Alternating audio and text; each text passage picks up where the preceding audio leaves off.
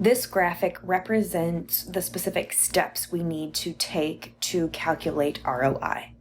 We start by identifying the outcomes that we intend the program to achieve. If we're using the Kirkpatrick-Phillips model, we can use the level 4 results outcomes. For example, increased productivity, reduced waste, fewer accidents. Then we need to place a monetary value on each outcome. How much does the organization save by preventing a single accident, for example? Then we determine the change in each outcome from year to year and multiply it by the assigned monetary value to find the value of the change itself.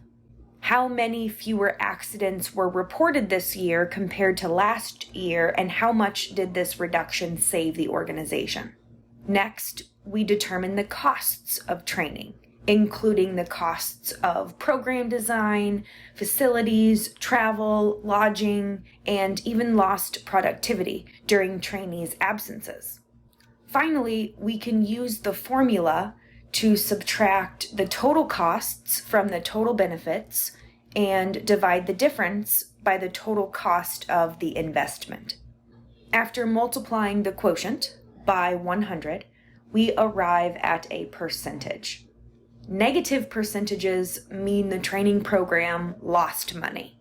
Positive percentages mean the organization gained money from the program.